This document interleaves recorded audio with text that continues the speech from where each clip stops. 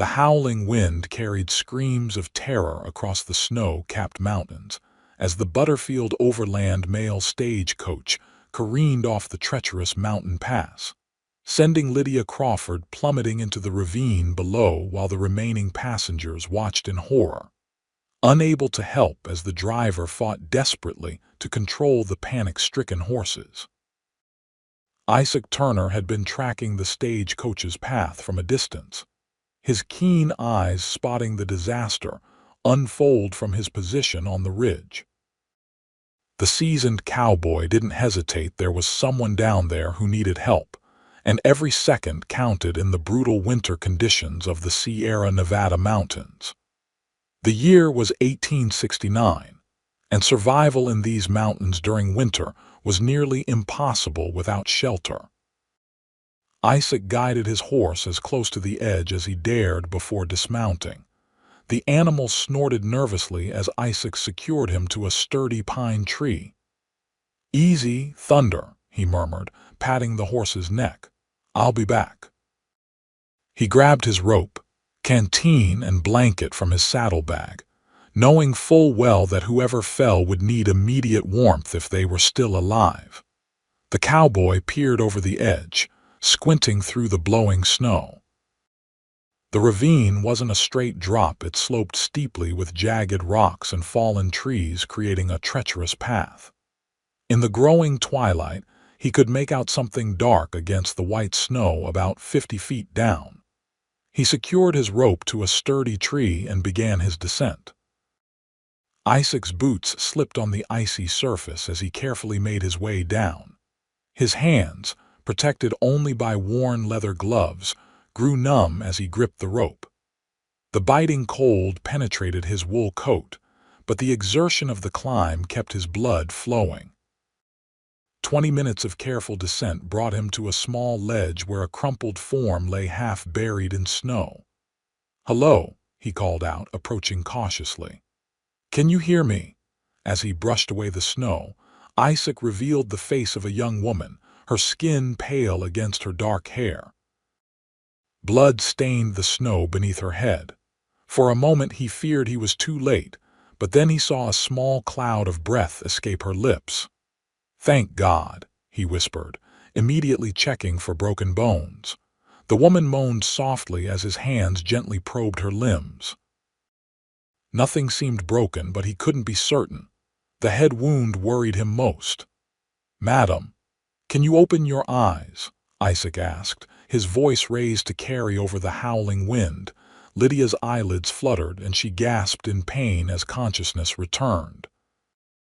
The world spun around her, and a man's face, a stranger's face, hovered above her. Fear shot through her body. "Don't be afraid," Isaac said quickly, seeing the panic in her eyes. "I'm here to help. The stagecoach crashed. You were thrown." Lydia tried to process his words through the fog of pain. "The stagecoach," she repeated, fragments of memory returning. The terrified horses, the driver shouting, the sickening sensation of falling through air. "Yes, madam. I'm Isaac Turner. I need to get you somewhere warm. Night's coming and another storm with it." Lydia attempted to sit up but fell back with a cry of pain. "I can't. My head." "Don't move," Isaac instructed firmly. "I'll carry you. My cabin's not far from here." Isaac carefully wrapped his blanket around Lydia before gently lifting her into his arms. She was lighter than he expected, though her sodden clothes added weight. Her head lolled against his chest as he secured her with one arm, using the other to grip the rope for their ascent. The climb up was far harder than the descent. Each step required careful placement, and the added weight of the woman tested his strength. The wind had picked up, blowing snow into his eyes and making the rope slippery. Several times his foot slid, causing Lydia to whimper in pain as he jostled her. "Almost there," he encouraged, though she seemed barely conscious. When they finally reached the top, Isaac was breathing heavily, his muscles burning with exertion. Thunder nickered nervously as the wind gusted around them. "Good boy," Isaac murmured, approaching his horse.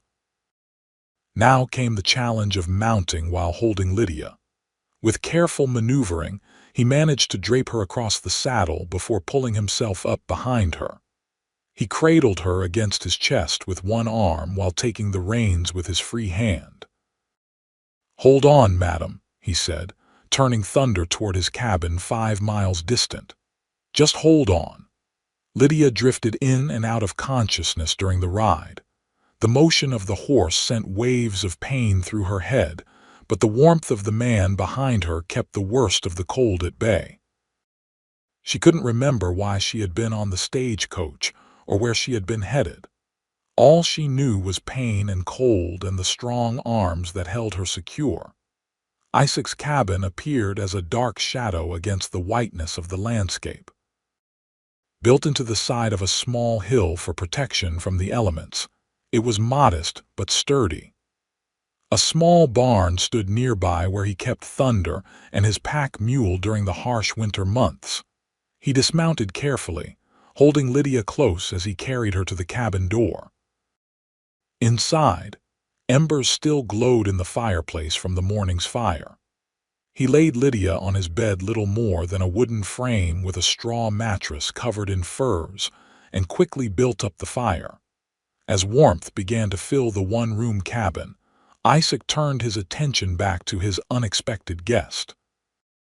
Her clothes were soaked through and her skin felt ice-cold to the touch.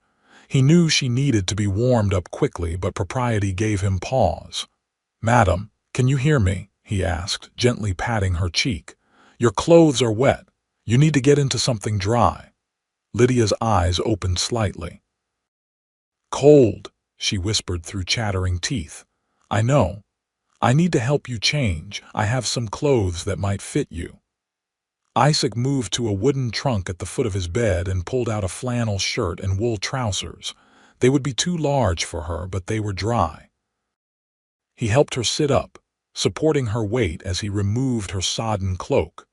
Her dress beneath was equally wet. Isaac averted his eyes as much as possible while helping her out of the heavy garment. Her chemise and petticoats were also damp, but he couldn't bring himself to remove those. "Can you manage the rest?" he asked, handing her the shirt.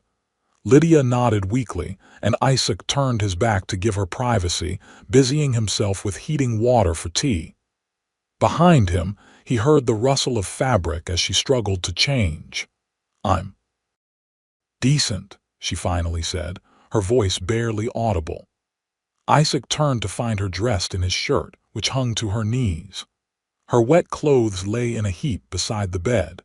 Her face was alarmingly pale except for a flush of fever on her cheeks, and blood had matted in her dark hair. "Let me see that head wound," he said, approaching with a basin of warm water and a clean cloth. He gently parted her hair to reveal a nasty gash. "It needs cleaning." Lydia winced as he dabbed at the wound. "Who are you?" she asked, her eyes clearer now as she studied his face. "Where am I?" "Isaac Turner, madam. You're in my cabin about 10 miles east of Keeler, California. You were on the Butterfield stage when it went off the pass. I saw it happen and climbed down to get you." "Keeler," she repeated, frowning as though trying to recall something important. "Yes, I was heading to Keeler, my uncle." Her eyes widened suddenly. "My belongings, my trunk was on the coach." "We can worry about that later," Isaac said firmly. "Right now you need rest. What's your name?" "Lydia Crawford." She winced as he found a particularly tender spot on her scalp.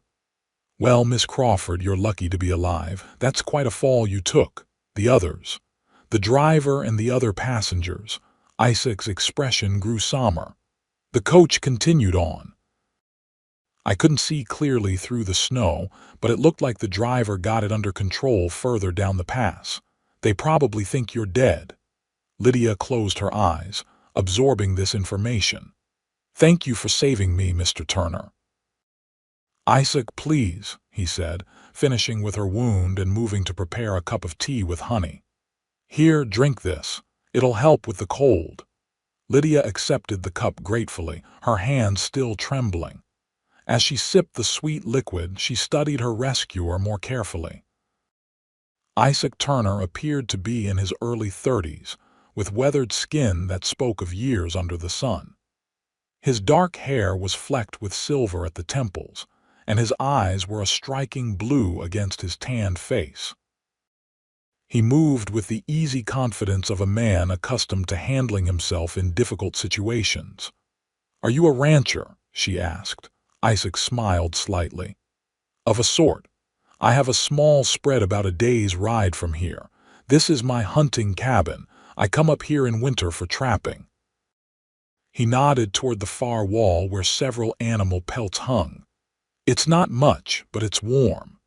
"It's wonderful," Lydia said sincerely, the tea warming her from within as the fire warmed her from without.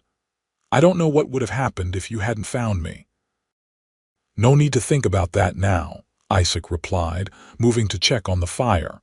"You should rest. That head wound needs time to heal."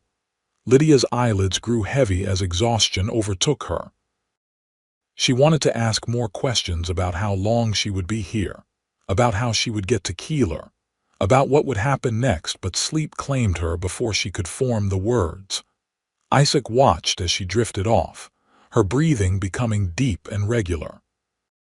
He gently covered her with furs before settling into a chair beside the fire. The storm was picking up outside, snow and wind battering the small cabin. They wouldn't be going anywhere for at least a few days. He studied the sleeping woman, wondering what her story was. She spoke like an educated Easterner, and her clothes, though now ruined, had been of good quality. What business did she have in a rough mining town like Keeler? And what would he do with her once the storm passed? Isaac sighed and leaned back in his chair. Those were questions for another day. For now, they were both safe and warm, and that was enough. Morning came with blinding brightness as sunlight reflected off the fresh snow. Isaac had slept poorly in the chair, rising several times during the night to check on Lydia and add wood to the fire. He stretched his stiff muscles as he moved quietly about the cabin, preparing coffee and a simple breakfast of salt pork and cornmeal mush. The smell of food roused Lydia from her slumber. She opened her eyes, momentarily disoriented by the unfamiliar surroundings. The events of the previous day rushed back as she saw Isaac by the fireplace. "Good morning," he said, noting her movement. "How's your head feeling?" Lydia gingerly touched the wound, wincing slightly. "Tender, but better, I think. The room isn't spinning anymore." "That's good. Hungry?" "Starving, actually," she admitted, carefully sitting up. His oversized shirt slipped off one shoulder and she quickly adjusted it, color rising in her cheeks. Isaac pretended not to notice her discomfort as he brought her a tin plate of food. "It's not fancy, but it'll keep your strength up." "Thank you." Lydia accepted the plate gratefully. "I must be a terrible inconvenience to you." Isaac shook his head. "Not at all. I couldn't very well leave you in that ravine." As they ate, Lydia told him about herself. She had been traveling from Boston to join her uncle, Harrison Crawford, who owned a mercantile in Keeler. After losing her parents to influenza the previous year, she had decided to make a fresh start in the West. "Uncle Harrison is my only remaining family," she explained. "He's been asking me to come west for years, but I always declined. After my parents died." She paused, her expression clouding. "Well, there was nothing keeping me in Boston anymore." Isaac nodded sympathetically. "Your uncle will be worried when the stage arrives without you." "Yes," Lydia said, her brow furrowing. "How far are we from Keeler?" "About 20 miles as the crow flies. But with these conditions." Isaac gestured toward the window where snow continued to fall steadily. "It could be several days before we can travel safely." Lydia set down her empty plate. "Mr. Turner, Isaac, I cannot express how grateful I am, but I cannot impose on your hospitality indefinitely. My uncle will indeed be worried sick." "There's no question of you traveling today," Isaac said firmly. That head wound needs time to heal, and the pass will be treacherous after the fresh snow. As soon as it's safe, I'll take you to Keeler myself. Lydia wanted to argue but knew he was right. Her head throbbed despite the improvement, and the thought of facing the cold and snow made her shudder. Besides, Isaac continued with a small smile, I could use the company. Winters get lonely up here. Over the next 2 days, the storm continued to rage outside while Lydia recovered her strength inside the cozy cabin. She insisted on helping with chores, though Isaac was protective and wouldn't allow her to strain herself. They fell into a comfortable routine. Isaac would handle the outside tasks tending to thunder, checking his traps, bringing in firewood while Lydia kept the fire going and prepared simple meals from his stores. During the long hours confined by the weather, they talked. Isaac told Lydia about growing up on a small farm in Missouri, about fighting in the Civil War with the Union Army, and about coming west afterward, unable to settle back into peaceful farm life after the horrors he had witnessed. I needed open spaces, he explained as they sat by the fire on the second evening. Somewhere I could breathe. Lydia understood more than he might have expected. After my parents died, our house in Boston felt like it was suffocating me, too many memories in every corner. Isaac nodded, poking at the fire. Is that why you finally accepted your uncle's invitation? Partly, Lydia admitted, her fingers nervously tracing patterns on her cup. There was also a broken engagement. Isaac raised an eyebrow but didn't press. His name was Edward, Lydia continued after a moment. A banker's son. It was a good match at least, that's what everyone said. When my parents fell ill, Edward distanced himself. Feared contagion, he claimed. After they died, he returned, but I saw him differently then. Coward, Isaac muttered. Lydia smiled sadly. Yes, though I wouldn't have used that word at the time. I just knew I couldn't marry a man who abandoned me when I needed him most. She took a sip of her tea. So here I am, starting fresh in the West. Though I hardly expected my new beginning to involve nearly dying in a ravine. Isaac chuckled. Life out here rarely goes as planned. That's part of its charm. By the third day, the storm had passed, leaving a transformed landscape of pristine white. The sun shone brightly, making the snow sparkle like countless diamonds. Lydia stood in the doorway of the cabin, wrapped in a blanket over her borrowed clothes, and marveled at the beauty. It's breathtaking, she said as Isaac joined her. That it is, he agreed, though his eyes weren't on the landscape but on her profile. The color had returned to her cheeks, and her dark hair, which she had washed with melted snow water the day before, caught the sunlight in rich brown waves. Lydia turned, catching his gaze. For a moment neither spoke, something unspoken passing between them. Isaac cleared his throat. If you're feeling up to it, we could try to make it to Keeler tomorrow. The main trail should be passable by then. Lydia felt an unexpected pang of disappointment. Yes, of course. My uncle will be beside himself with worry. I need to check my traps one last time before we go. Will you be all right here alone for a few hours? Lydia nodded. I'll prepare provisions for our journey. After Isaac departed, Lydia busied herself with the tasks at hand, but her mind kept returning to the man who had saved her life. In just 3 days, she had come to admire his quiet strength, his self-sufficiency, his kindness. The thought of saying goodbye tomorrow left her with an emptiness she hadn't anticipated. Isaac, meanwhile, moved through the forest with practiced silence, checking his traps. He had caught a few rabbits and a fox, but his mind wasn't on his quarry. It was on the woman waiting in his cabin. Lydia Crawford was unlike anyone he had ever met, educated, refined, yet resilient and adaptable. The thought of delivering her to Keeler tomorrow and riding away filled him with an unfamiliar melancholy. By the time he returned to the cabin, the sun was beginning to set. Lydia had prepared a hearty stew from the last of his provisions, and the cabin smelled inviting. "Successful hunt?" she asked as he stamped the snow from his boots. "Reasonably," he replied, hanging up his coat. "We'll have fresh meat to trade in Keeler." They ate dinner together, their conversation more subdued than previous evenings. The impending separation hung over them like a cloud, though neither mentioned it directly.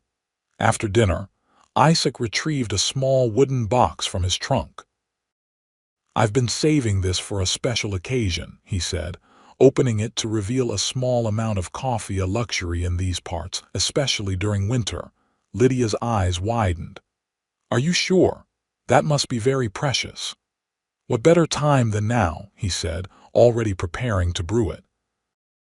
The rich aroma soon filled the cabin, and they savored the rare treat in companionable silence. When they had finished, Isaac hesitantly reached for his fiddle, which hung on the wall. "Would you mind?" he asked. "I usually play a bit in the evenings." "Please do," Lydia encouraged, settling back in her chair. Isaac began with a slow, melancholic tune that seemed to capture the vastness of the landscape outside. His eyes closed as he played, the music flowing from him as naturally as breath. Lydia watched, transfixed by the transformation.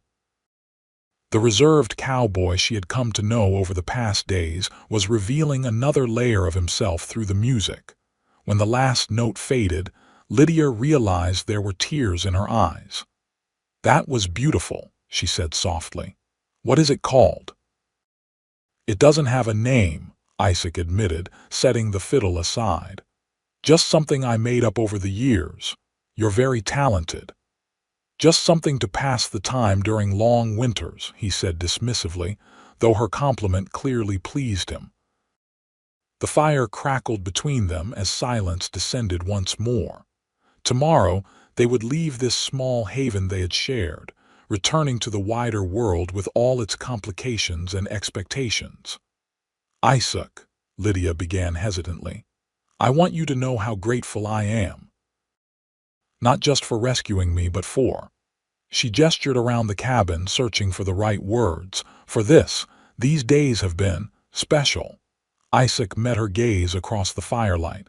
"They have been for me too, Lydia." The way he said her name, soft and reverent, sent a shiver through her that had nothing to do with the cold. "Perhaps," she continued, her heart racing, "perhaps when we reach Keeler, you might consider staying a while. I'm sure my uncle would want to thank you properly for saving me." A smile tugged at Isaac's lips. "I might just do that." Morning arrived with clear skies and slightly warmer temperatures, ideal conditions for their journey. Isaac packed efficiently while Lydia gathered the few belongings she had, her partially dried clothes and a small locket containing miniatures of her parents that had miraculously remained around her neck during her fall. "Ready?" Isaac asked as he finished saddling Thunder. Lydia nodded, though in truth she felt far from ready to leave the intimacy of the past few days behind. Isaac helped her onto the horse before mounting behind her. The closeness that had become familiar now felt charged with new awareness. Lydia was acutely conscious of his arms around her as he took the reins, of the solid warmth of his chest against her back. They set out along the trail toward Keeler, moving carefully through the deep snow. The day was bright and clear, the mountain air crisp in their lungs. Under different circumstances, it would have been a glorious ride through spectacular scenery. "There's something I should tell you about Keeler," Isaac said after they had been traveling for about an hour. "It's changed since your uncle first wrote to you." Lydia turned slightly to look at him. "Changed how?" "The silver mines brought people at first. That's probably when your uncle established his mercantile. But the boom didn't last. The richest veins played out within a year or two. Some folks moved on to new strikes." Are you saying Keeler is a ghost town? Lydia asked, alarmed. Not quite, Isaac assured her. There are still people there. Your uncle's store might be doing just fine, especially if he diversified his goods. I haven't been there in a while, that's all. I just wanted you to be prepared. Lydia nodded slowly, turning back to face forward. Thank you for telling me. They continued their journey, stopping briefly at midday to rest Thunder and eat some of the provisions Lydia had prepared. The trail gradually descended from the mountains toward the valley, where Keeler was situated beside the vast, salty expanse of Owens Lake. As they approached the town in the late afternoon, Lydia could see what Isaac meant. Keeler was smaller than she had imagined, a collection of wooden buildings along a main street, with scattered homes and abandoned mining structures on the outskirts. Several buildings stood empty, their windows dark, but others showed signs of life, smoke rising from chimneys, a few horses hitched outside the saloon. Crawford Mercantile should be near the center of town, Isaac said, guiding Thunder down the main street. They passed a weathered church, a blacksmith shop, and the Keeler Hotel before spotting a large storefront with Crawford Mercantile and General Goods painted across the facade. Light glowed in the windows despite the closed sign on the door. Isaac helped Lydia dismount in front of the store. Her legs felt shaky after the long ride, and she leaned against him momentarily for support. The contact, brief as it was, reinforced her reluctance to part from him. Well, Isaac said, glancing at the store, I guess this is where I leave you. You won't stay? Lydia asked, unable to keep disappointment from her voice. Before Isaac could answer, the door of the mercantile burst open. A tall, gray-haired man with a full beard stood framed in the doorway, a lantern held high.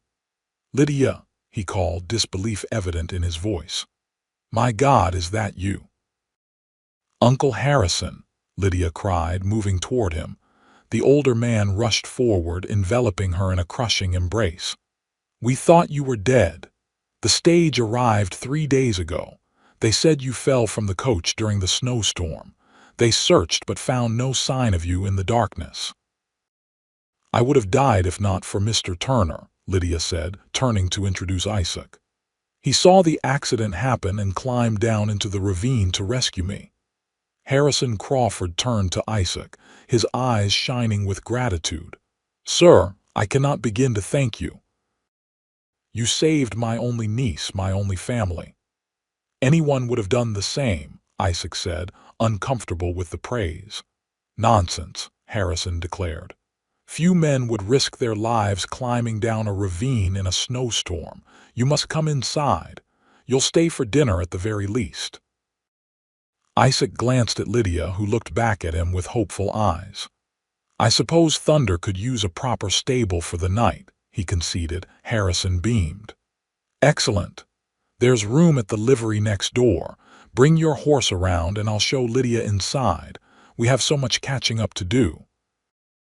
As Harrison led Lydia toward the store, she glanced back at Isaac, a silent promise in her eyes. This wasn't goodbye, not yet. The interior of Crawford Mercantile was warm and welcoming, the shelves well stocked with goods ranging from practical necessities to small luxuries. A pot-bellied stove radiated heat from the center of the room, and a counter ran along the back wall. A door beside the counter presumably led to living quarters. You've arrived at an interesting time, Harrison told Lydia as he helped her remove her cloak. Keeler isn't what it was when I first wrote to you, I'm afraid. The mines have mostly played out. Isaac mentioned that might be the case, Lydia said, warming her hands by the stove. Did he now? Harrison raised an eyebrow. Well, he's right, but I've adapted. The mercantile serves not just Keeler now, but the surrounding ranches and the Stagecoach line. We do a decent trade despite the changes. He studied her face more carefully. You're injured. What happened to your head? Lydia touched the healing wound, which was mostly hidden by her hair. From the fall, It's much better now, thanks to Isaac's care. Harrison's expression grew serious. You were alone with this man for several days. Lydia straightened, meeting her uncle's gaze directly. He saved my life and treated me with nothing but respect. I would have died without him. Harrison nodded slowly. Of course. Forgive me, my dear. It's just, well, you know how people talk. I don't particularly care how people talk, Lydia replied firmly. Isaac Turner is a good man. Before Harrison could respond, the bell above the door jangled as Isaac entered, stamping snow from his boots. Thunder's settled at the livery, he announced. The stable boy seemed happy for the extra business. Harrison's demeanor changed instantly, warmth replacing concern. Excellent. Now let me show you both upstairs. I have rooms prepared. Lydia, I've kept a space ready for you since I received your letter. Mr. Turner, we can make up the small guest room. He led them through the door behind the counter into a comfortable living area. A staircase at the far end led to the second floor, where several doors opened off a narrow hallway. This will be your room, Lydia, Harrison said, opening the first door to reveal a pleasant bedroom with a four-poster bed and a small writing desk. I had Mrs. Thornton from down the street help me prepare it. I hope it's to your liking. It's perfect, Uncle, Lydia assured him, though after days in Isaac's rustic cabin, the room seemed almost excessively formal. And Mr. Turner, you'll be just across the hall, Harrison continued, opening another door. It's small but comfortable. Much obliged, Isaac said, setting down his saddlebags. And please call me Isaac. Very well, Isaac, I'll leave you both to freshen up. Dinner will be ready in about an hour. I'm not much of a cook, but I manage. After Harrison departed, Lydia and Isaac stood in the hallway, suddenly awkward in this new setting. This is quite a change from your cabin, Lydia said with a small smile. Indeed, Isaac agreed, glancing around the well-appointed hallway. Your uncle seems like a good man. He is. My father, his brother, always spoke highly of him, though they chose very different paths in life. They fell silent again, the ease of their interaction in the cabin temporarily lost in these new surroundings. I should. Lydia gestured toward her room. Of course, Isaac nodded. I'll see you at dinner. Dinner was a pleasant affair, with Harrison doing most of the talking. He told Lydia about the town, its history, and the characters who populated it. He was clearly well respected in Keeler, serving not only as the proprietor of the mercantile, but also as an unofficial advisor to many in the community. Keeler may not be the boomtown it once was, he explained as they enjoyed a surprisingly good beef stew, but it's developing its own character.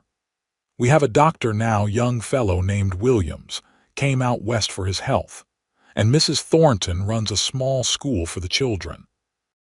It sounds lovely, Lydia said sincerely. And what about you, Isaac? Harrison turned his attention to their guest. Lydia mentioned you have a small ranch, Isaac nodded. About a day's ride north of here. Nothing fancy, some cattle, a vegetable garden, a couple of good horses besides Thunder. And you trap in winter for extra income? Yes, sir. The cabin where Lydia stayed is my trapping shelter. I head up into the mountains each winter for a few months. Harrison seemed to be taking Isaac's measure as they spoke, his questions probing but not unfriendly.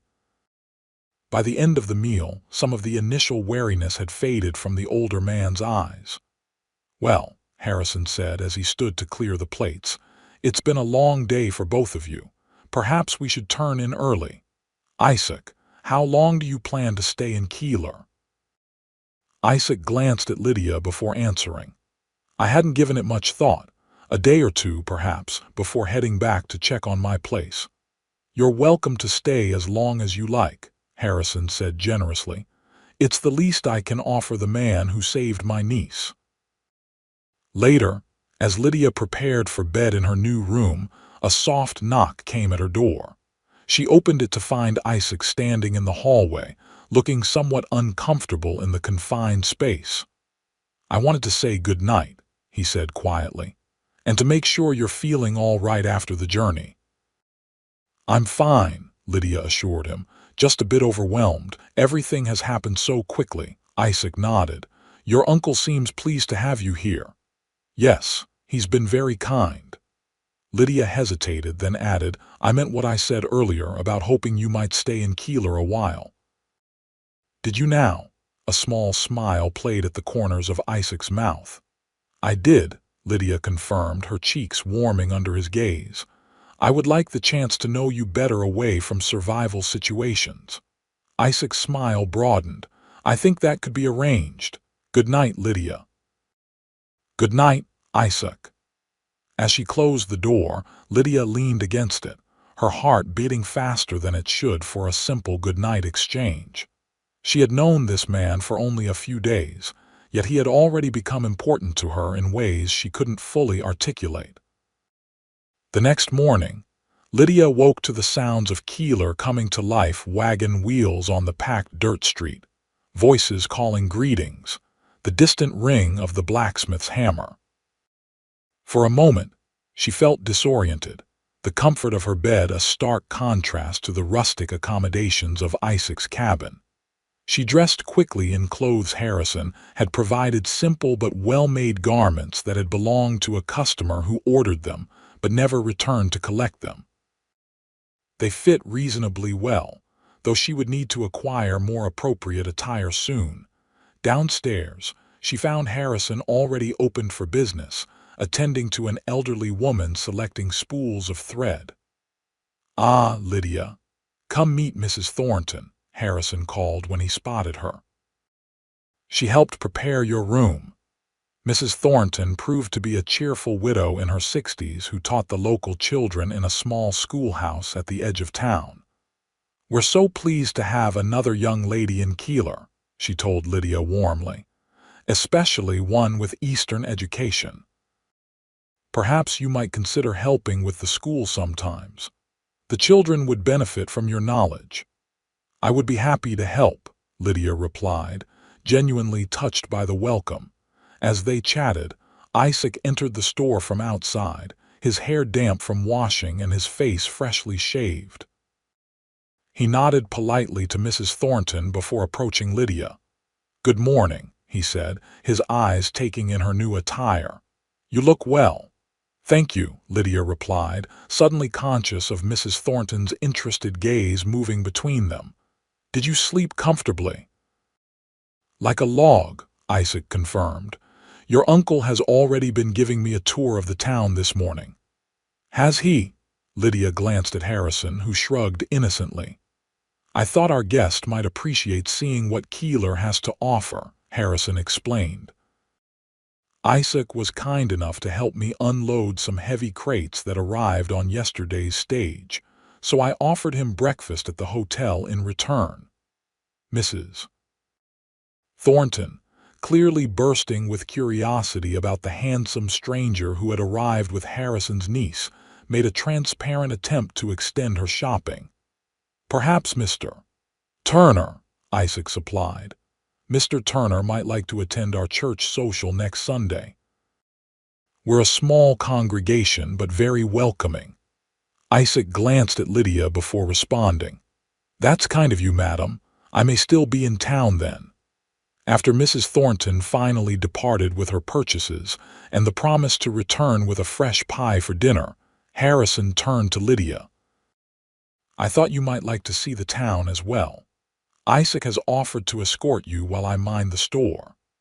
"That would be lovely," Lydia agreed, trying not to appear too eager. The day was clear and relatively mild as Isaac and Lydia walked through Keeler. The town consisted primarily of one main street with a few side alleys, but Isaac took his time, pointing out buildings of interest and introducing Lydia to people they encountered. "Your uncle is well respected here," Isaac noted as they passed the bank, where the manager had greeted Lydia with particular deference. "He mentioned that he serves on the town council." He seems to have built a good life, Lydia agreed. I'm glad. My father always worried that Harrison was too restless for his own good. They reached the edge of town where the buildings gave way to the vast expanse of Owens Lake, a strange, alien landscape of white salt flats and shallow water. It's beautiful in its way, Lydia remarked as they paused to observe a flock of birds feeding at the lake's edge. The whole valley is, Isaac agreed. That's why I stayed. There's something about this land that gets under your skin. Lydia studied his profile as he gazed out at the landscape. Will you return to your ranch soon? She asked, trying to keep her tone neutral. Isaac turned to face her. I should check on things, make sure everything's in order after being away, but I could return to Keeler afterward, if there's reason to. The question in his statement was clear, hanging in the air between them. I would like it if you did, Lydia said softly. I owe you my life, Isaac, but it's more than gratitude that makes me wish for your return. Isaac took a step closer to her. And what is it besides gratitude? Lydia met his gaze steadily. In those few days at your cabin, I came to admire the man you are, your strength, your kindness, your resilience. I would like the opportunity to know that man better. A smile spread slowly across Isaac's face. Then I'll definitely be returning. Their walk back to the mercantile was filled with lighter conversation, a new understanding established between them. When they entered the store, they found Harrison engaged in animated discussion with a well-dressed man in his 40s. Ah, Lydia, Isaac, come meet Judge Harmon, Harrison called. He rides the circuit but calls Keeler home when court isn't in session. Judge Harmon greeted them cordially, though his eyes lingered appreciatively on Lydia longer than was entirely proper. Miss Crawford, your uncle has told me much about you. I'm pleased to see you've arrived safely, despite the unfortunate accident with the stage. Thank you, Your Honor, Lydia replied politely. Please call me William. We're quite informal in Keeler. The judge smiled warmly. I was just telling your uncle that we're having a small gathering at my home this Saturday evening. Nothing elaborate, just dinner and perhaps some music. I would be honored if you would attend as my special guest. Lydia hesitated, caught off guard by the invitation. That's very kind of you. Isaac is invited as well, of course, the judge added, almost as an afterthought. Any friend of the Crawfords is welcome in my home. Thank you, Isaac said neutrally, though I may be heading back to my ranch by then. Lydia glanced at him in surprise. They had just discussed his return, not his departure. Well, the invitation stands if you're still in town, Judge Harmon said dismissively before turning his attention back to Lydia. I'll send my carriage for you at 7, shall I? Before Lydia could formulate a response, Harrison intervened. That's very generous, William, but I'm sure Lydia would prefer to walk with me, given that she's still recuperating from her ordeal.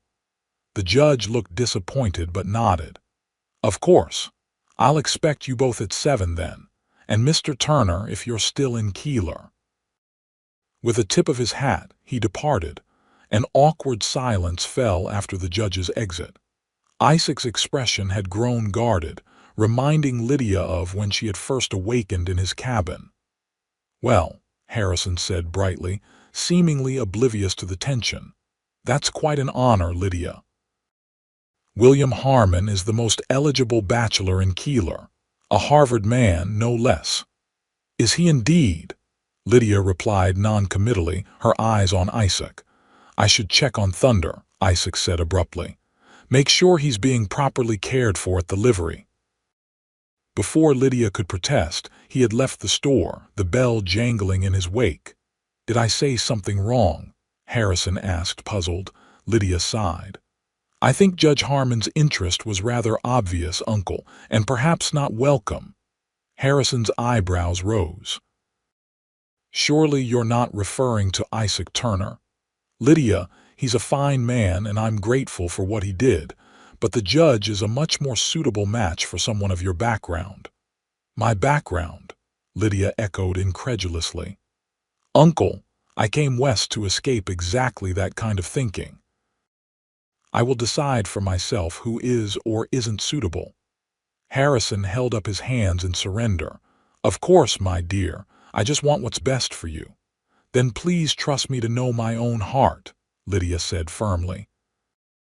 That evening, Isaac didn't join them for dinner, sending word that he had business at the livery. Lydia ate in distracted silence while Harrison chatted about town matters, her mind on the abrupt change in Isaac's demeanor after the judge's visit. After dinner, she went in search of him, finding him at last in the small stable behind the livery where Thunder was housed. He was brushing the horse methodically, his back to the door. "I missed you at dinner," Lydia said softly. Isaac turned, his expression guarded. "I had things to attend to." "Things that couldn't wait until after we'd eaten," Isaac sighed, setting the brush aside. "I thought it best to give you and your uncle space to discuss Judge Harmon's dinner invitation." Lydia moved closer, stopping just arm's length from him. "Is that what this is about, the judge? He seems a fine man, educated, successful, the kind of man a Boston lady might appreciate." "And you think I care about those things?" Lydia asked, her voice rising slightly. "After everything we've been through together?" Isaac ran a hand through his hair in frustration. "Lydia, men like Judge Harmon can offer you a life I never could. A proper house in town, social standing, security." "I didn't come west looking for social standing," Lydia retorted. "I came for a fresh start, away from people who measured worth by pedigree and bank accounts."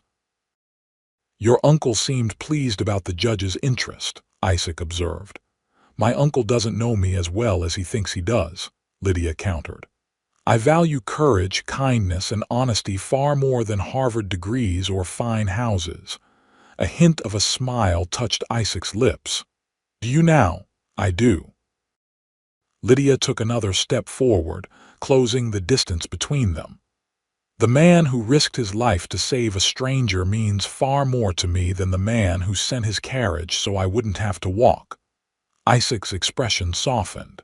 "You're a remarkable woman, Lydia Crawford." "And you're a frustrating man, Isaac Turner, if you think I'd be swayed by a judge's attention when I've already given my heart elsewhere." Her bold declaration hung in the air between them. For a moment, Isaac seemed stunned. Then, with deliberate slowness, he reached out to touch her cheek. "Have you indeed?" he asked, his voice low. "I have," Lydia confirmed, her heart racing. "Though I'm beginning to wonder if the recipient values the gift." In answer, Isaac drew her gently toward him. "He values it above all things," he murmured before lowering his lips to hers. The kiss was tender at first, a question more than a demand. When Lydia responded, lifting her arms to encircle his neck, Isaac deepened the kiss, one hand cradling the back of her head with exquisite care, mindful of her healing wound. When they finally parted, both slightly breathless, Isaac rested his forehead against hers.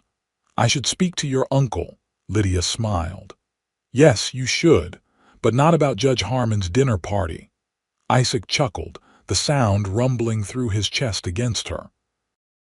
"No, about something far more important." The following morning, Lydia woke early, anticipation fluttering in her stomach. She and Isaac had agreed he would speak with Harrison before the store opened for business. She dressed with particular care, selecting the nicest of the garments Harrison had provided. When she descended to the living quarters behind the store, she found Harrison already at the kitchen table, a cup of coffee before him and a thoughtful expression on his face. "Good morning, Uncle," Lydia greeted him cautiously.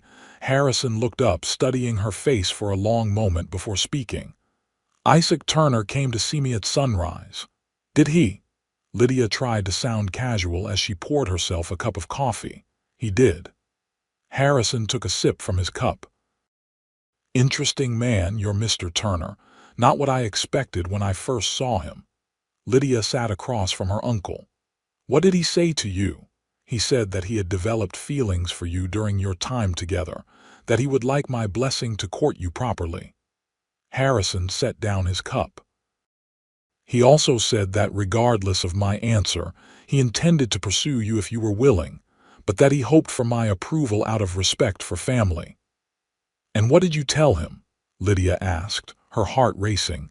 Harrison sighed. I told him that my niece appears to have inherited the Crawford stubborn streak, and that if she had set her heart on him, my opinion would matter little. Uncle. Harrison held up a hand. I also told him that any man willing to risk his life to save my niece, and then face me at dawn to declare his intentions, was worthy of consideration. Relief flooded through Lydia. Then you approve?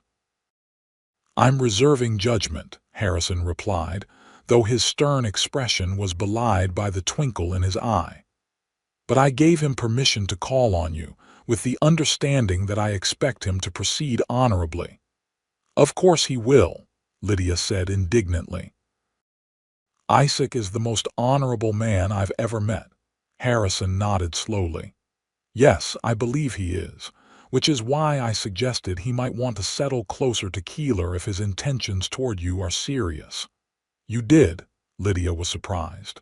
What did he say to that? He said he'd been considering it already. There's a small ranch on the western edge of the valley that's for sale. Previous owner died last winter, and his widow is returning east to live with her daughter. Lydia's heart leaped at the thought of Isaac establishing himself near Keeler. Did he seem interested? He's riding out to look at the property this morning. Harrison's expression grew serious. Lydia, I want you to be certain. You've known this man for a very short time under extraordinary circumstances. Such situations can create intense feelings that might not endure in everyday life. I understand your concern, Uncle, Lydia said, reaching across the table to take his hand. But I've spent my entire life making cautious, practical decisions. My engagement to Edward was one of those safe, approved, proper. With Isaac, I feel. She paused, searching for words. I feel truly alive. I feel seen for who I really am. Harrison squeezed her hand. Then I wish you both happiness, my dear, though I expect a proper courtship, mind you. No rushing into anything. Of course, Lydia agreed, though privately she thought that after facing death together in a mountain ravine, conventional courtship rituals seemed somewhat redundant. Isaac returned late that afternoon, dust-covered but clearly pleased with what he had seen. The ranch needs work, he told Lydia as they walked along Keeler's Main Street, but the land is good, with a year-round creek and enough grazing for twice the cattle I currently own. And the house? Lydia inquired, trying not to sound too eager. Isaac's eyes crinkled at the corners. Small but solid. 2 bedrooms, a decent-sized kitchen. Nothing fancy, but it could be made comfortable with the right touch. It sounds perfect, Lydia said sincerely. I made an offer, Isaac admitted. Mrs. Peterson seemed relieved to have a serious buyer. She wants to leave before spring. Lydia's heart skipped. Then you'll be staying in Keeler, not just staying, Isaac corrected, stopping to face her. Making a home here if that's what you want too. It is, Lydia confirmed without hesitation. More than anything. Isaac took her hands in his. Your uncle insists on a proper courtship. He mentioned at least 6 months before we could consider marriage. Lydia laughed. He told me the same thing this morning. I believe it's negotiable, however, especially if you continue to impress him with your responsible nature and business acumen. I'll do my best, Isaac promised with a grin. Though I should warn you I'll need to return to my current ranch to settle affairs there. I'll be gone for a few weeks at least. The thought of his departure, even temporary, dimmed Lydia's happiness. When will you leave? In a few days. Once the sale of the Peterson place is finalized, I'll need to bring my cattle and belongings before the mountain passes become difficult again. Lydia nodded, understanding the practical necessity but dreading their separation nonetheless. Promise me you'll be careful. No more rescuing damsels from ravines while you're away. Isaac laughed, drawing her closer. I promise. That's a once-in-a-lifetime occurrence. The next few days passed in a blur of activity. Isaac finalized the purchase of the Peterson ranch, paying a fair price that satisfied both parties. Harrison, seeing Isaac's commitment, began to warm to the match, especially when Isaac displayed an aptitude for business in his negotiations. Judge Harmon's dinner party arrived, and despite Lydia's reluctance, both she and Isaac attended, along with Harrison. The judge's disappointment at Lydia's obvious attachment to Isaac was poorly disguised, but he remained cordial throughout the evening. The other guests, Keeler's doctor, the bank manager and his wife, and the widow who ran the hotel welcomed Lydia warmly to the community. All too soon, the morning of Isaac's departure arrived. He had packed his few belongings and made arrangements to return with a small cattle drive within a month. Lydia stood beside Thunder as Isaac made his final preparations. A month isn't so very long, she said, trying to convince herself as much as him. It will pass quickly, Isaac agreed, though his expression suggested he found the prospect of separation as difficult as she did. I've asked your uncle to escort you to the Peterson place occasionally so you can see what you think about changes to the house. Lydia smiled at his thoughtfulness. I'll make lists of everything we'll need. Isaac mounted Thunder, looking down at her with an expression that made her heart ache. I'll come back to you, Lydia. That's a promise. I know you will, she replied, reaching up to squeeze his hand one last time. Be safe, Isaac. With a final nod to Harrison, who stood in the doorway of the mercantile, Isaac turned Thunder toward the trail leading north from Keeler. Lydia watched until horse and rider disappeared from view, already counting the days until his return. The weeks of Isaac's absence proved both challenging and rewarding for Lydia. She threw herself into learning the operations of her uncle's mercantile, displaying a keen mind for business that impressed Harrison. She also began helping Mrs. Thornton at the schoolhouse 2 afternoons each week, teaching the older children reading and mathematics. True to his word, Harrison escorted her to the Peterson ranch several times to plan improvements to the house. Lydia found herself falling in love with the small homestead, envisioning curtains at the windows, a vegetable garden beside the kitchen, and perhaps someday, children's laughter filling the rooms. Letters arrived from Isaac weekly, carried by the stage drivers who knew him. He wrote of his progress, the sale of his previous ranch, the preparations for moving his cattle, his eagerness to return to Keeler and to her. Lydia treasured each letter, reading them repeatedly until the paper grew soft from handling. You've brought life back to this old house, Harrison remarked one evening as they sat by the fire after closing the store. I didn't realize how lonely I'd become until you arrived. Lydia smiled at her uncle. I'm glad I came west, even with the dramatic entrance. Harrison chuckled. Yes, falling into a ravine was an unconventional way to begin your new life, though it did introduce you to your Isaac. My Isaac, Lydia repeated softly, liking the sound of it. Do you truly approve, Uncle? You've seemed more accepting lately. Harrison considered his answer carefully. I've watched you these past weeks, Lydia. You're happier, more confident, more yourself than I suspect you ever were in Boston. If Isaac Turner is responsible for bringing out this version of my niece, then yes, I approve heartily. 4 weeks to the day after Isaac's departure, Lydia was arranging a display of fabric in the mercantile's front window when a commotion outside drew her attention. Looking up, She saw a small herd of cattle being driven down Keeler's Main Street, led by a familiar figure on a black horse. "Uncle," she called excitedly. "Isaac's back." She didn't wait for Harrison's response before rushing outside, heedless of the dust raised by the cattle. Isaac spotted her immediately, his face breaking into a broad smile as he guided Thunder toward the mercantile. He swung down from the saddle just as Lydia reached him. "You're early," she said breathlessly as he caught her hands in his. "I couldn't stay away any longer," Isaac admitted, his eyes drinking in the sight of her. "We traveled hard the last few days." Harrison emerged from the store, watching their reunion with a benevolent expression. "Welcome back, Isaac. Successful journey, I see." Isaac nodded, reluctantly releasing one of Lydia's hands to shake Harrison's. "Very successful, sir. I sold my previous property for a good price and brought 20 head of cattle to start the new ranch." "Excellent," Harrison approved. "You must be exhausted. Come inside once you've settled your herd."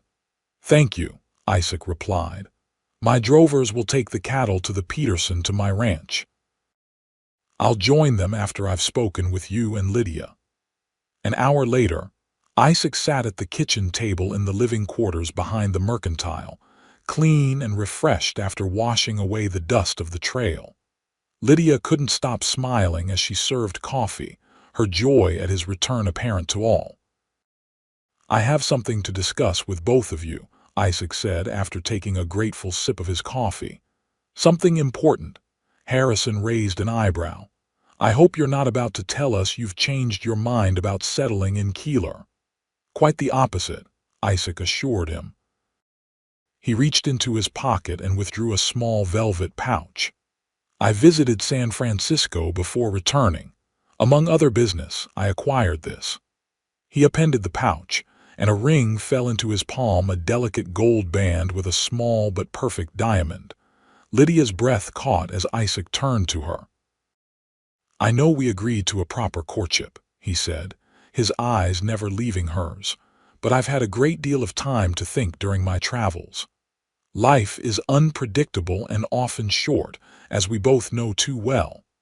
I don't want to waste a moment of the time we might have together." He moved from his chair to one knee before her, holding out the ring.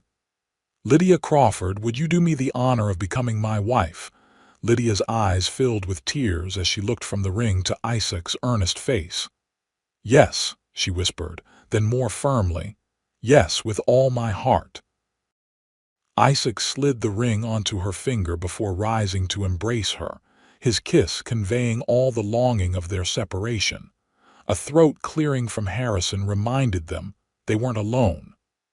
"I believe I stipulated 6 months," he said dryly, though his eyes twinkled. Isaac turned to face him, keeping one arm around Lydia's waist. "Sir, I respect your wishes, but I love your niece more than I can express. I've prepared a good home for her, and I'll spend my life ensuring her happiness. I'm asking for your blessing to marry her before winter sets in." Harrison studied them both for a long moment before sighing in defeat. "How can I argue with that? You have my blessing, though I insist on at least a month's engagement for propriety's sake." "A month," Lydia agreed, beaming at her uncle. "Thank you." "Don't thank me," Harrison grumbled good-naturedly. "I've simply learned when I'm outnumbered. Now, Isaac, tell us about the improvements you've made to the ranch while you've been planning to undermine my authority." The following weeks were a whirlwind of preparations. Word of the engagement spread quickly through Keeler, with most residents expressing genuine pleasure at the match. Judge Harmon maintained a dignified disappointment, but sent a handsome silver tea service as an engagement gift. Lydia divided her time between helping at the mercantile, preparing for the wedding, and visiting the ranch where she would soon live as Isaac's wife. Isaac had hired local men to help with improvements to the house, a new roof, fresh paint, expanded kitchen gardens. Each visit revealed new changes, all made with Lydia's comfort in mind. "It's coming along nicely," Isaac said as they stood on the porch one golden afternoon in late October.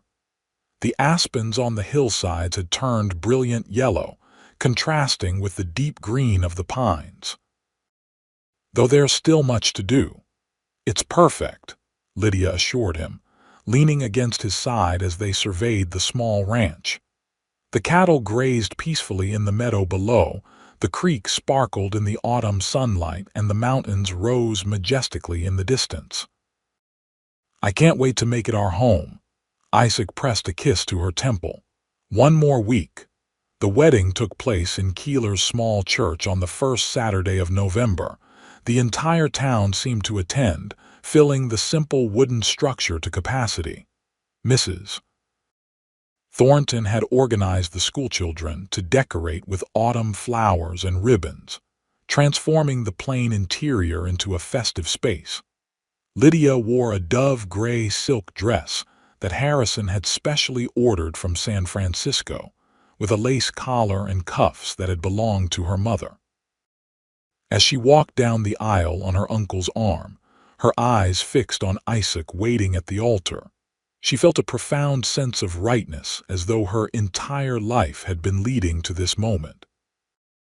Isaac, dressed in a new black suit that emphasized his broad shoulders, watched her approach with undisguised adoration. When Harrison placed Lydia's hand in his, Isaac squeezed it gently, a silent promise passing between them. The ceremony was brief but meaningful. They exchanged simple gold bands and traditional vows, their voices clear and certain in the hushed church. When the minister pronounced them husband and wife, Isaac kissed Lydia with restrained tenderness, mindful of their audience but unable to completely hide the depth of his feelings. The celebration afterward, held in the town square, lasted well into the evening. Tables groaned under the weight of food contributed by every household in Keeler. A fiddler and guitarist provided music for dancing, and even the most reserved townspeople joined in the festivities. As sunset painted the sky in brilliant shades of pink and gold, Isaac and Lydia slipped away from the celebration, mounting horses decorated with ribbons and flowers by the schoolchildren.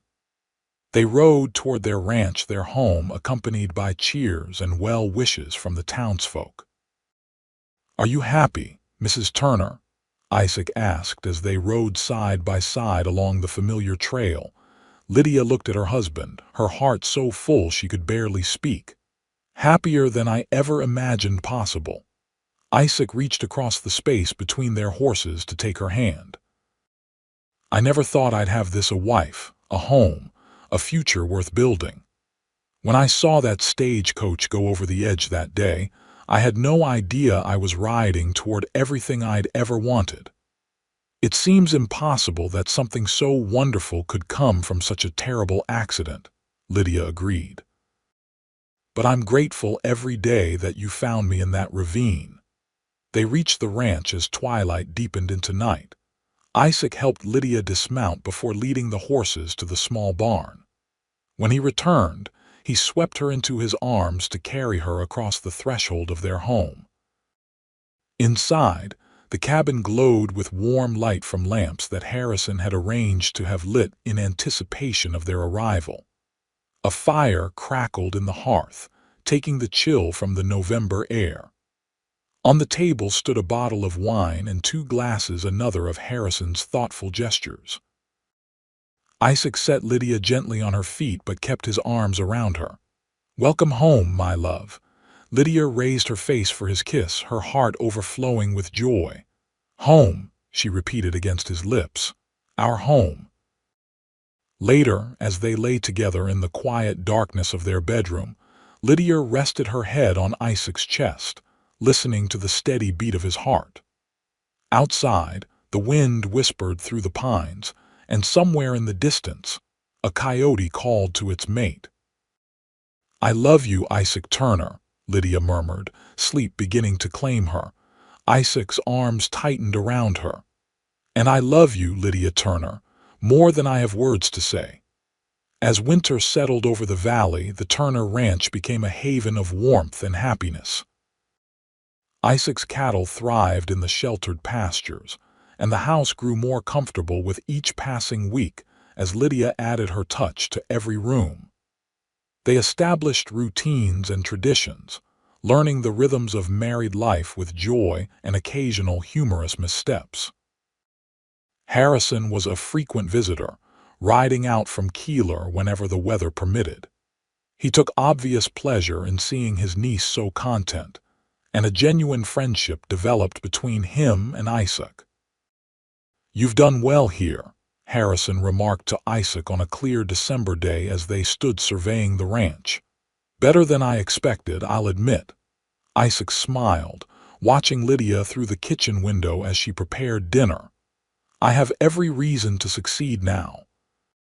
When the first major snowstorm of the season blanketed the valley in white, Isaac and Lydia stood on their porch after securing the livestock, arms wrapped around each other as they watched the falling snow. "Reminds me of when we met," Isaac said, his breath forming clouds in the cold air. Lydia nodded, thinking of the ravine, the desperate climb, the small cabin where they had first come to know each other. "I never thought I'd be grateful for a stagecoach accident, but I am, every day." Isaac turned her in his arms to face him. "I was thinking, what would you say to a trip to San Francisco in the spring? We could visit the shops, maybe take in some theater, a proper honeymoon." Lydia's eyes lit up at the prospect. "I'd love that, though."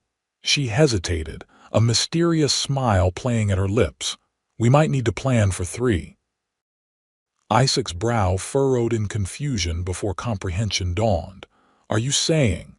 Lydia nodded, her eyes shining with happy tears. "The doctor confirmed it yesterday. We're going to have a baby in early summer." Isaac's whoop of joy echoed across the snowy landscape as he lifted her off her feet, spinning her in a careful circle before setting her gently down. "A baby," he repeated in wonder, placing his hand reverently over her still flat stomach. "Our child." "Our child," Lydia confirmed, covering his hand with hers.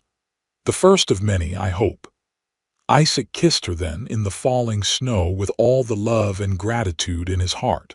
From disaster had come the greatest blessing of his life, this woman, their home, and now their growing family. As they turned to go inside, arm in arm, Lydia paused for one last look at the snow-covered mountains where their story had begun. "Thank you," she whispered to the wilderness that had nearly claimed her life, but had instead given her everything. Isaac squeezed her hand, understanding without words. Together, they stepped into the warmth of their home, closing the door on the winter night and opening the next chapter of their life together. 5 years later, on a warm summer evening, Isaac and Lydia sat on their expanded porch, watching their children play in the yard. 3-year-old Harrison chased his 5-year-old sister Elizabeth with shrieks of laughter while baby James slept peacefully in Lydia's arms. The ranch had prospered beyond their expectations. Isaac's cattle herd now numbered over 100, and they had added sheep the previous year. The house had grown with their family, 2 new bedrooms, a larger kitchen, and the porch where they now sat enjoying the sunset. "I got a letter from Mrs. Thornton today," Lydia said, adjusting the sleeping baby. "She's finally retiring from teaching. She suggested I might consider taking over the school." Isaac raised an eyebrow. "Would you want to, with 3 little ones?" "Not immediately," Lydia admitted. "But perhaps in a few years when James is older. I enjoyed helping with the older children before Elizabeth was born." Isaac nodded thoughtfully. "You'd make a wonderful teacher, and the ride to town isn't far." Their conversation was interrupted by Elizabeth running up the porch steps, her dark hair so like her mother's escaping from its braids. "Papa, Harrison says there's a mountain lion in the barn." "There isn't really, is there?" Isaac smiled, pulling his daughter onto his lap. "No, sweetheart." Harrison is teasing you.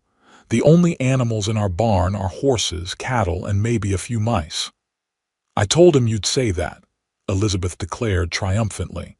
She wiggled free to run back to her brother, shouting, "Papa says you're a fibber, Harrison Turner." Lydia and Isaac exchanged amused glances as Harrison protested his innocence. "They remind me of us sometimes," Isaac remarked. "Elizabeth with her certainty, Harrison with his imagination. And James with your calm strength," Lydia added, looking down at their sleeping youngest. "We've been blessed, haven't we?" Isaac reached over to take her free hand, running his thumb over the wedding ring that hadn't left her finger in 5 years. "Beyond measure." As the sun sank behind the mountains, painting the sky in shades of pink and gold reminiscent of their wedding day, Isaac and Lydia called their children to come inside. The family gathered around the dinner table, a ritual repeated daily but never taken for granted. Later, after the children were tucked into bed with stories and kisses, Isaac and Lydia stood together at the window of their bedroom, looking out at the moonlit valley. "Do you ever think about how differently our lives might have gone?" Lydia asked, leaning back against her husband's chest. "If the stagecoach hadn't crashed that day, if you hadn't seen it happen." Isaac wrapped his arms around her waist, resting his chin on her shoulder. "Sometimes. But then I look at our children, at everything we've built together, and I can only be grateful for whatever twist of fate brought you into my life." Lydia turned in his embrace to face him, her expression serious. "It wasn't just fate, Isaac. It was your courage, your willingness to risk yourself for a stranger. You climbed down that ravine not knowing what you'd find. And found everything I never knew I wanted," Isaac finished, lowering his lips to hers in a kiss as tender as their first, yet deepened by years of shared life and love. Outside, the stars shone bright over the Turner Ranch, a testament to how the darkest moments sometimes led to the greatest light. How a desperate rescue in a snowy ravine had become the first chapter of a story still being written, day by day, in love.